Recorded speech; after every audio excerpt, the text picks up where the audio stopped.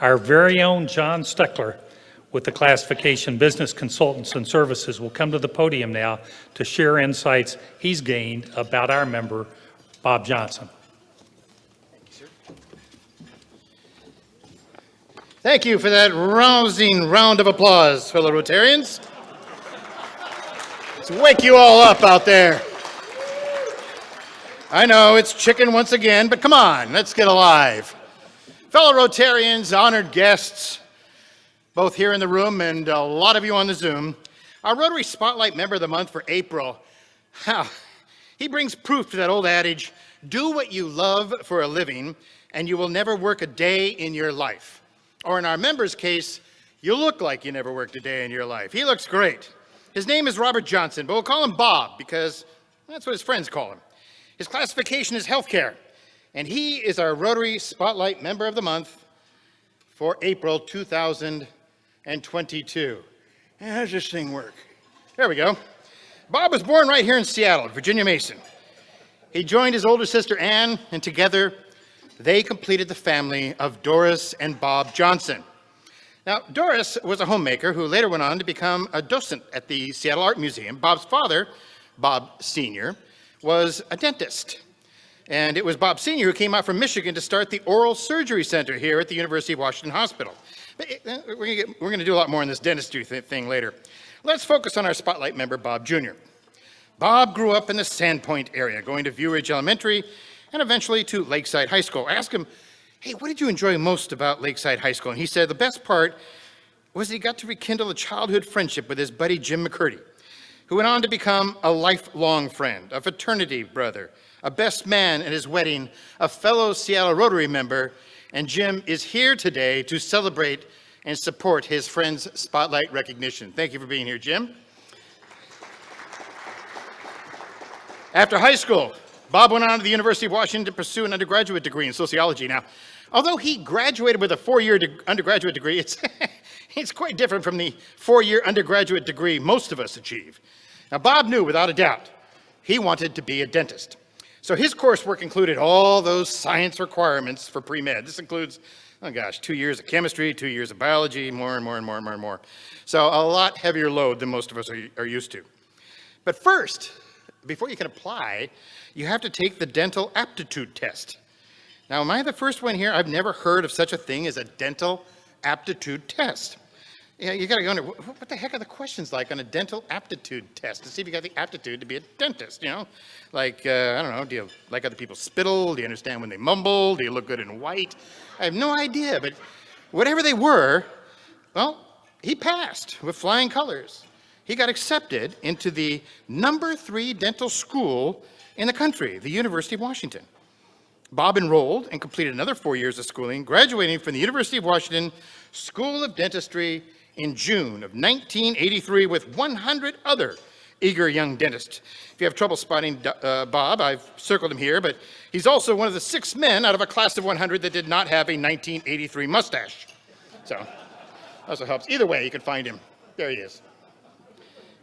He immediately went right into practice and opened an office in the medical dental building in downtown Seattle. Interesting, this is the same building where Bob Sr. had his practice, but it was on a different floor. Bob Sr.'s practice was in oral surgery and maxillofacial surgery. Bob Jr. was going to build his own practice, and build it he did. Within a year, he had the means to purchase another practice, and his business has grown substantially ever since. There's a secret to his dental practice success, and to understand it, you need to understand Bob a little better. Now, most everyone here has heard of a character called SpongeBob SquarePants, right? Okay. I'd like to introduce you for the first time anywhere to SpongeBob Square Dental Pants. Bob Jr. is like a dental sponge. He is always looking to learn more and more about the dental profession. This has been his life mission, and it's been an ongoing long after he graduated college. For over 20 years, Bob and his fellow dental students have hired professors. They've signed up for continuing dental education courses, and they continually soak up all the new dental findings and discoveries just like a dental sponge. In fact, in addition to 8 years of college, Bob has racked up over 2,500 additional hours of ongoing dental education. You know, it's not hard when it's something you love. Oh, and speaking of something or someone you love, despite his focused efforts on his practice, Bob always left himself open to life's opportunities. And it was not long after graduation, Bob was set up on a blind date. Yeah, much to his surprise, the blind date was a fellow UW student named Linda Campbell. Now, he knew quite well, he just never really thought of her in that way. Well, didn't take Bob or Linda long on the date to start seeing each other in that way. After a couple of drinks at Benjamin's on Lake Union, the date continued with a few more drinks at the top of the Space Needle, and you know what that leads to. You're right, more dates. Yep. And after 11 months of dating, Bob and Linda were married on July 25th, 1987. And this year, they will celebrate 35 years of marriage. And Linda is here right next to him today to watch him celebrate his spotlight. In 1992, the first child was born, a son named Bobby. And in 1995, their second child, a daughter, Amy, completed their family. Now theirs is a close, active, and fun family. Whether they're snow skiing or water skiing together, or maybe just hanging out, they're a family bonded by love. Now, I should come clean for a minute here. I've used this word love a few times in the presentation.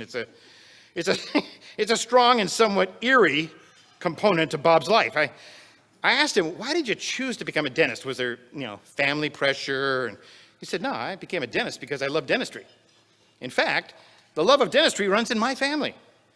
Now that's an understatement.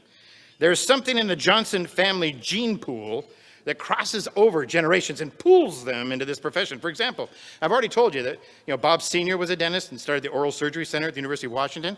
Well, Bob Jr.'s uncle was also a dentist. And our Spotlight member, Bob Jr., right here, he's a dentist. And I didn't say this, but Bob Jr.'s son, Bobby, right here, he's also a dentist. And he works at the same Oral Surgery Center his grandfather started. And Bob Jr.'s daughter-in-law is also a dentist. Now here's Bob Jr.'s daughter, Amy, is not a dentist. But she works for a dentist. There's something in this Johnson family water that dentistry runs deep. Yeah, I told you about Bob the dentist and the family man. Now let me tell you something about his desire to give back and grow himself as an individual. Bob spent 10 years working at the University of Washington Emergency Clinic in the Department for Oral Medicine for personal and professional growth. Bob had a really interesting introduction and sponsorship here to Seattle Rotary. It was a member by the name of Ben Smith who approached him and told him what a great club we were. He said, Bob, you have to join. Ben was there, and he was always going to be there because of what a great club this was. And so Bob finally said, okay, I'll join Seattle Rotary. And right after he joined, Ben Smith disappeared and was never heard from again.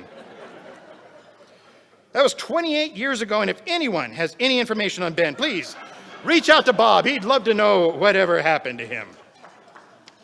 After 28 years in this club, well, there's a few reasons for Bob. The number one reason is the members he gets to meet. When you're a dentist, wow, your life goes from one patient to another every day. Some days you feel like you're a dentist on roller skates. It was such a treat once a week to take off his white coat, walk down the street to a Rotary meeting, and sit with other professionals who were living other lives outside the world of dentistry. It engaged him. It recharged him. He's tried the Zoom meetings, but they just don't give him what he needs and what he got from the old in-person meetings. He looks so forward to them returning full-time as soon as possible, and we join him in that hope. During his Rotary tenure, Bob has been on the Community Service Committee since he started with the club. He championed the Camp Ocola project to renovate the facility with donated materials from his fellow Rotarians. He championed the 5030 Matching Funds Program for the Union Gospel Mission to assist and upgrade their dental services.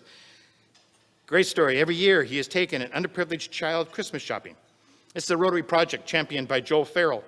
He remembers the first year his family took a child out to shop for Christmas presents. They were all excited about going to Target and looking for toys and they were going to buy for the child, but they weren't prepared for what they saw when they passed the shoe department.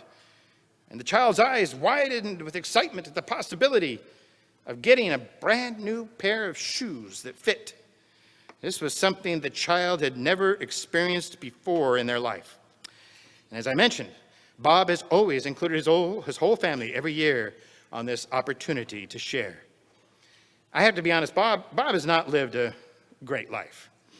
Now, he is living a great life. When a man at 60 years of age is getting honored and accepted by his peers as Bob is here, when he's actively enjoying every day of his life, physically and emotionally, I don't see a next chapter anytime soon. He's approaching 65 years of age. Bob has said he will continue to practice dentistry with his partner.